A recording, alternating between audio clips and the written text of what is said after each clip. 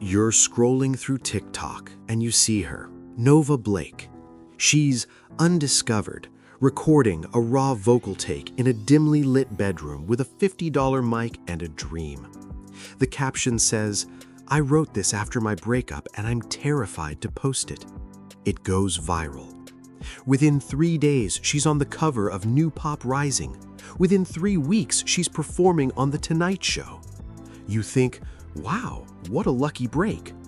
But what if I told you that bedroom was a $5,000 a night rental in the Hollywood Hills?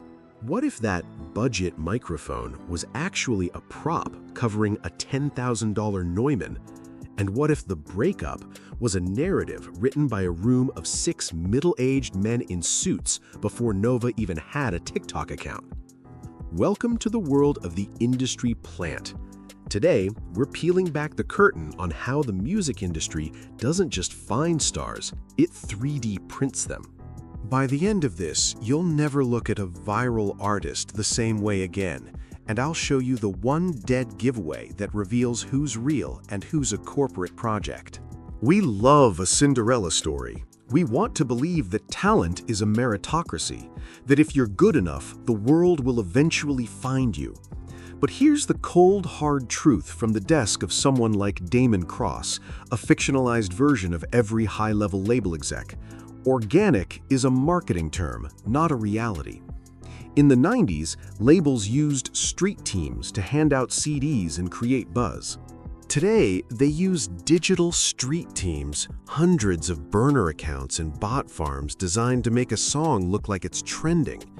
When an artist like Nova Blake blows up overnight, it's rarely a glitch in the matrix, it's a coordinated strike. Labels wait until they've spent 6 months polishing the image, the sound, and the struggle before they ever hit the post button. The overnight part is the only thing they can't fake. The success was bought and paid for months in advance. Meet Jules Rivera, our cynical music journalist who's seen it all. She'll tell you that an industry plant isn't just about money, it's about curation. Look at the aesthetic. If an artist arrives on the scene with a perfectly formed, high-fashion identity that feels too cohesive for a 19-year-old, you should be suspicious. Think about the indie sleaze revival or the cottagecore folk vibe. These aren't just clothes, they're data-driven decisions. Labels look at Spotify listener demographics and say, we need a girl who appeals to 18 to 24-year-olds who shop at Depop and listen to Phoebe Bridgers. They find a talented kid, give them the Nova Blake persona, and erase any trace of their previous life as a theater kid or a commercial jingle singer. It's a total identity scrub. Speaking of identity scrubs, this is the first place Jules Rivera looks.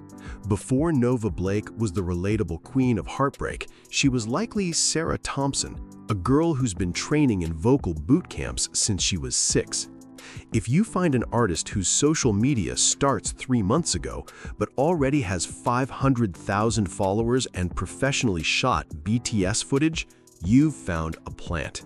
The label pays scrubbing firms to delete old YouTube covers, high school talent show videos, and anything that doesn't fit the new cool narrative.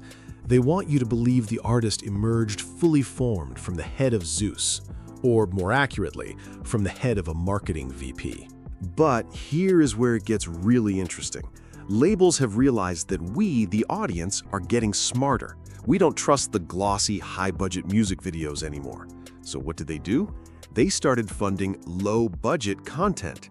They'll send Nova Blake to a laundromat with a handheld camcorder to film a lo-fi music video. It looks gritty, it looks real. But if you look closely at the credits, that handheld video was color graded by a studio that charges $500 an hour. This is the reverse flex. By pretending they have no money, they build a parasocial bond with you. You feel like you're supporting an underdog, when in reality, you're subsidizing a multi-million-dollar corporation's experimental wing. Let's talk about the elephant in the room. The Damon Crosses of the world don't like taking risks. If they're going to spend $2 million breaking a new artist, they want a guarantee. And what's a better guarantee than family ties? Many industry plants aren't just random kids off the street. They are the children of producers, managers, or wealthy tech moguls. This gives them the invisible ladder. While a truly indie artist is working a shift at Starbucks and trying to figure out how to distribute on DistroKid, the plant has a direct line to the head of playlisting at Apple Music because their dad played golf with him. It's not just talent, it's access masquerading as luck. You ever noticed how certain songs just follow you?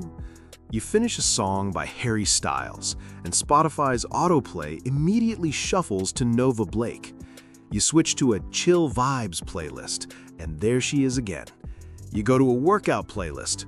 Boom! Nova Blake Remix. This is algorithmic forcing. Labels negotiate for these slots. It's the modern-day version of payola. Back in the day, record men would slide envelopes of cash to radio DJs. Now, it's back-end deals for playlist placement. When you hear a song enough times, your brain starts to like it through mere exposure effect. You didn't choose to like Nova Blake. The algorithm wore you down until you stopped skipping. Now, let's play devil's advocate for a second. If the music is actually good, does it matter if Nova Blake was planted? This is the argument Damon Cross would make while sipping an espresso in his glass office.